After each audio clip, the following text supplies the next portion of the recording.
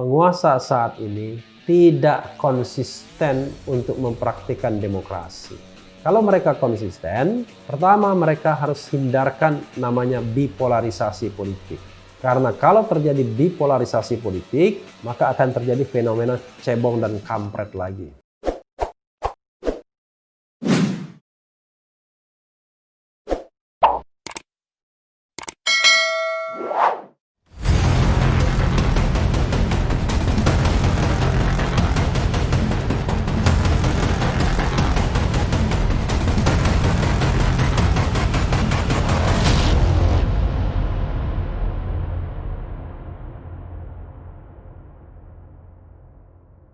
Assalamualaikum warahmatullahi wabarakatuh, Sobat RH sekalian. Jumpa lagi kita di channel yang keren ini, Keren Cadas. Kali ini hari ketiga di tahun 2021. Saya baru pulang liburan ya, liburannya cukup 1 hari saja. Tanggal 1 jalan, tanggal 2 pulang. Dan sekarang tanggal 3 tetap menguber berita, tapi yang paling penting adalah selama liburan pun kita tetap mengupdate berita-berita yang ada serta menganalisisnya.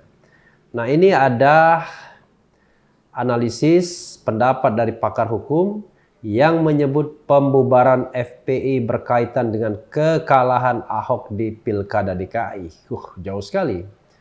Masuk akal nggak ya? Nanti kita bahas ya. Sebagaimana dilansir oleh jpnn.com. jpnn.com Jakarta, pakar hukum pidana Dr. Muhammad Taufik menduga pembubaran Front Pembela Islam FPI ada kaitannya dengan kekalahan Basuki Cahayapurnama alias Ahok dalam Pilkada DKI Jakarta 2017. Pemerintah yang dinilai sudah kebelet karena dirongrong oleh kelompok tertentu mendesak agar FPI segera dibubarkan. Ini sebagai balasan karena FPI saat Pilkada DKI memberikan dukungan kepada pasangan Anies Baswedan dan Sandiaga Uno. Pembubaran FPI tidak melakukan tahap sebagaimana diamanatkan dalam Undang-Undang Ormas. Yang saya lihat ini seperti orang kebelet karena marah luar biasa, kata Taufik dalam kanal Brapus Radio Indonesia di YouTube ya. Saya tidak tahu apakah itu ada kaitannya dengan Pilkada DKI. Yang pasti pembubaran HTI Hizbut Tahrir Indonesia dan sekarang FPI itu masih terkait erat dengan kekalahan Ahok dalam Pilkada DKI, sambungnya. Sepertinya, kata Taufik, ada pihak-pihak tertentu yang mendesak pemerintah segera membubarkan FPI. Jadi hal ini tidak ada dari sisi hukum manapun. Maka itu semua ditabrak. Mestinya pembubaran FPI harus lewat 4 tahap, mulai dari pemberian peringatan hingga 3 kali. Kalau tidak diindahkan, nanti digugat ke pengadilan. Dalam tempo 30 hari persidangan itu akan diputuskan. Di situ, kata Taufik, baru muncul FPI ini diteruskan atau tidak. Karena lewat proses peradilan, mereka punya hak untuk mengajukan banding kasasi seperti yang dilakukan HTI. Sayangnya untuk kasus FPI tidak demikian. Agak keliru ya.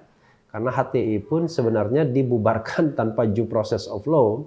Mereka mempermasalahkan soal surat keputusannya ke Petun dan akhirnya kalah. Saya melihat ini sangat kacau. Jadi ini ada 2 kesalahan fundamental memahami hukum. Perkumpulan itu ada 2, yang berbadan hukum dan tidak berbadan hukum, ujarnya. Yang tidak berbadan hukum jelasnya seperti CV, firma, UD dan sebagainya. Contohnya itu perkumpulan. Yang berbadan hukum itu antara yayasan dan salah satunya itu adalah bentuknya ormas. Nah, kalau kita bertanya apakah yang dibubarkan Menko Polhukam Mahfud MD beserta 5 petinggi itu ormasnya atau perkumpulannya? Yang dibubarkan bukan Menko Polhukam ya, bersama SKB. Menko Polhukam koordinator dari 6 pejabat itu ya. 6 pejabat itu adalah Mendagri, Menkumham, Menkominfo, Jaksa Agung, kemudian Kapolri dan Kepala BNPT ya. Kalau perkumpulan yang sifatnya private itu tunduknya bukan pada undang-undang ormas, tetapi pada KUHP di mana diatur di pasal 1338 bahwa perjanjian itu berfungsi sebagai undang-undang. Apa maksudnya undang-undang? bahwa semua orang yang di situ sepakat, maka selesai sudah. Berdirilah itu perkumpulan. Nggak perlu ada persetujuan pihak ketiga, apalagi didaftarkan di Kemenkumham. Itu yang namanya perkumpulan yang tidak berbadan hukum bebernya. Baru menjadi masalah kalau perkumpulan itu berbadan hukum, sebab harus ada rekomendasi pengadilan negeri setempat, kemudian dibuatkan anggaran dasar rumah tangga, anggaran dasar dan anggaran rumah tangga. Selanjutnya didaftarkan di Kemenkumham, diundangkan, baru itu menjadi perkumpulan yang berbadan hukum. Kalau tidak berbadan hukum, maka tidak perlu. Jadi negara ini kacau, maka yang dibubarkan yang mana? FPI sebagai perkumpulan yang tidak berbadan hukum ataukah yang berbadan hukum sergahnya? Pakai sergahnya ya. Dari kacamata hukum, lanjutnya, ini bukan hanya sekadar abuse of power, tetapi mereka sama sekali tidak menghormati hukum termasuk hukum positif. Itu undang-undang kan mereka yang buat, tetapi mereka tabrak sendiri karena kebelet. Marah tadi kata M. Taufik. Ya, Sobat RH sekalian ya, apakah kutipannya benar atau tidak kita lihat ya, karena sepertinya ada bagian-bagian yang tidak lengkap ya. Tapi intinya adalah memang kalau kita bicara mengenai sebuah organisasi masyarakat itu, maka organisasi masyarakat itu terbagi dua, yaitu yang berbadan hukum dan yang tidak berbadan hukum. Nah, yang berbadan hukum itu dia mendaftarnya ke Kementerian Hukum dan HAM untuk mendapatkan status badan hukum, apakah itu perkumpulan atau apakah itu yayasan. Ya. Tapi kalau dia tidak berbadan hukum, maka ada dua juga.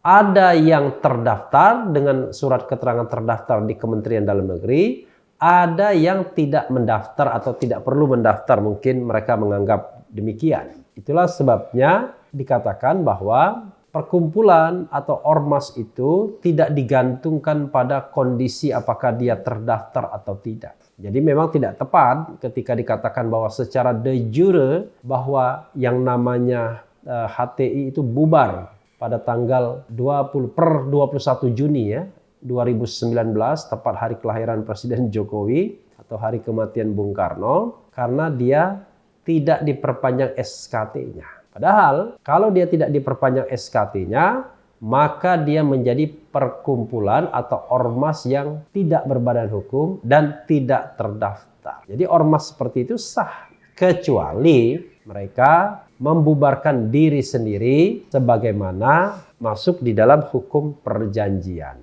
Jadi kalau dia punya hukum perjanjian, bahwa dia bisa membubarkan ormas dirinya sendiri. Nah, selain dirinya sendiri, yang bisa membubarkannya, yang bisa melarangnya intinya adalah putusan pengadilan. Jadi yang dilakukan oleh pemerintah, berkali-kali saya katakan dalam video sebelumnya, sebenarnya mengontrol dari sisi hukum administrasinya. Hukum administrasinya itu adalah mencabut SKT atau mencabut status sebagai badan hukum. Tapi harusnya melarang aktivitas, melarang sebuah perkumpulan harusnya melalui putusan pengadilan. Karena di dalam itu ada loopholes. Karena loopholes-nya adalah selalu dikaitkan dengan surat keterangan terdaftar atau status badan hukum yang merupakan kewenangan pihak pemerintah. Kenapa butuh putusan pengadilan untuk melarang sebuah organisasi?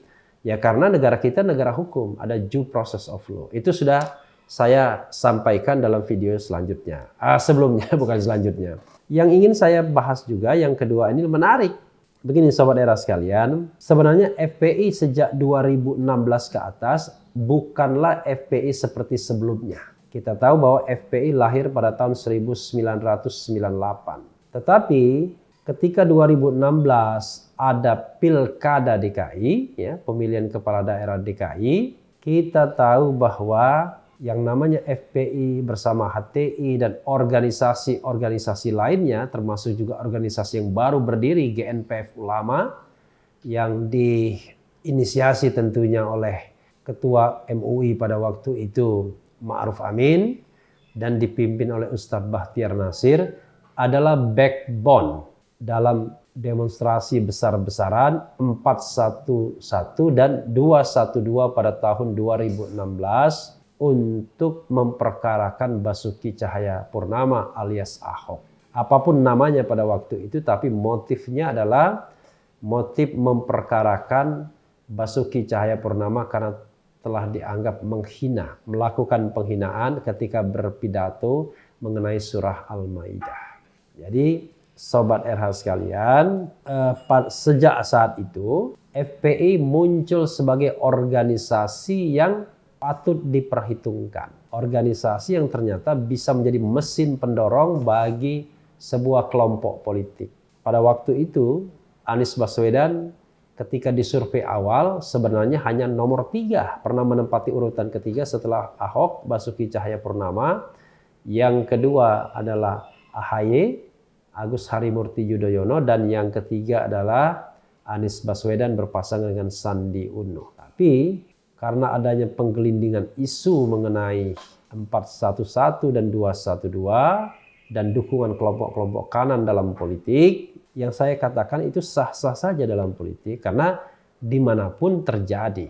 Yang penting adalah kita tidak boleh melakukan yang namanya black campaign, ya. Negatif campaign itu sering terjadi dalam pilkada, dalam pemilu, dalam pilpres. Akhirnya Anies bisa merebut posisi kedua di dalam putaran pertama, dan ketika head to head dengan Ahok, dan Ahok kita tahu dalam status sebagai terdakwa, maka persaingannya menjadi tidak seimbang dan akhirnya Anies dan pasangan Sandiaga Uno yang memenangkan pertarungan. Sejak saat itu kiprah FPI, kemudian juga HTI, ya, dan HTI kemudian dibubarkan pada tahun 2017, juga GNPF Ulama, dan muncul juga PA 212, Persaudaraan Alumni 212, itu menjadi kelompok-kelompok politik kanan yang kita tahu bahwa pada Pilpres 2019 kelompok ini mendukung pasangan Prabowo Sandi.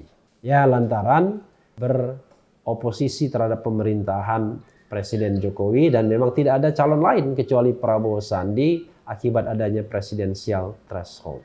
Jadi Sobat Era sekalian, karena itulah kemudian kelompok ini, ya, dikhawatirkan terus membesar dalam politik Indonesia, terutama untuk 2024. Di 2024 mendatang, isu-isu yang bersifat sektarian seperti ini mungkin tetap akan meruyak. Hanya masalahnya, penguasa saat ini tidak konsisten untuk mempraktikkan demokrasi. Kalau mereka konsisten, pertama mereka harus hindarkan namanya bipolarisasi politik. Karena kalau terjadi bipolarisasi politik, maka akan terjadi fenomena cebong dan kampret lagi. Karena itu kuncinya harus dibuka yang namanya presidensial threshold, dijadikan 0, agar calon presiden bisa lebih dari 2, sehingga tidak terjadi bipolarisasi. Jadi polarisasi dua kelompok besar saja. Tapi di satu sisi, penguasa saat ini, the establishment saat ini, mereka yang sudah merasa mapan dan nyaman saat ini selalu punya ambivalensi. Di satu sisi, mereka tetap mempertahankan presidensial threshold. Di sisi lain, mereka mengkritik keras penggunaan simbol-simbol agama dalam politik. Padahal, kalau terjadi bipolarisasi, akan senantiasa terjadi pertarungan ideologis antara kelompok nasionalis dan kelompok agamis. Dalam hal ini kelompok Islam. Walaupun kita tahu bahwa 80% lebih rakyat Indonesia beragama Islam, tapi tidak berarti bahwa kelompok Islam mayoritas. Terbukti misalnya di dalam perolehan suara partai politik Islam atau yang berbasis masa Islam itu hanya nomor terakhir. Nomor 1 PDIP, nomor 2 Gerindra, nomor 3 Golkar dari sisi suara, ya. Nomor 4 Nasdem, 5 barulah PKB. Tapi PKB sendiri juga berkoalisi dengan penguasa pemerintah saat ini. Nomor 6 barulah Partai Demokrat, juga Partai Nasionalis. Nomor 7 barulah Partai Agama, partai yang berbasis Islam PKS. Nomor 8 juga berbasis masa Islam walaupun tidak sekental PKS. Dan nomor buncit yang berbasis masa Islam juga P3 tetapi bergabung dengan koalisi istana. Jadi Sobat Era sekalian, kunci agar politik sektarianisme, politik terbelah kanan dan kiri ini tidak meruncing walaupun tidak mungkin bisa dihilangkan karena itu adalah bagian dari sejarah kita, adalah hilangkanlah presidensial threshold. Kalau presidensial threshold hilang, maka tidak akan terjadi dikotomik seperti kata George Bush. Kalau Anda tidak mendukung saya, berarti Anda musuh saya. Tidak demikian. Karena akan banyak alternatif pemimpin. Dan juga di masa depan tidak perlu lagi melakukan pembubaran-pembubaran organisasi semacam FPI yang sesungguhnya lebih didasarkan pada motif politik ketimbang untuk menjaga ketentraman, kenyamanan, dan keamanan masyarakat. Karena FPI sekarang sejak 2016 berbeda dengan FPI sebelumnya. FPI sekarang adalah kelompok politik yang besar, diperhitungkan dengan sebuah performa politik yang jauh lebih intelektual, jauh lebih soft dibandingkan kelompok-kelompok yang kita kenal sebelumnya sebagai kelompok yang masih kecil, yang masih katakanlah dalam tanda kutip masih nakal. Tapi sekarang mereka memiliki pemimpin yang levelnya sudah tingkat nasional dan mampu mengumpulkan tokoh-tokoh kritis juga, dan juga mampu berdialog level intelektual, level tingkat tinggi. Jadi sobat era sekalian, kita lihat saja. Yang jelas FPI sudah berubah menjadi Front Pembela Islam, Front Persatuan Islam. Dan saya juga ingin bukan berpesan ya, meng-underline bahwa Front Persatuan Islam harus menampilkan politik yang elegan, politik yang santun, politik yang mematuhi hukum. Tidak boleh lagi melakukan kegiatan-kegiatan yang bisa dikatakan menggantikan fungsi kepolisian, fungsi penegak hukum. Kalau ada organisasi lain melakukan hal yang sama, tidak perlu ditiru. Justru penegak hukum, aparat hukum harus memperingatkan organisasi itu agar tidak melakukan persekusi, terutama terhadap ulama-ulama yang berbeda pendapat. Ya, sobat era sekalian, yang penting tetap di channel ini, karena di channel ini Anda akan dirayu, ditipu, dibaperin, dicecar, diober pula di jalur khusus. Karena channel ini adalah channel yang mengancam, memeras, dan membenci. Jangan lupa subscribe, like, comment, and share. Ciao.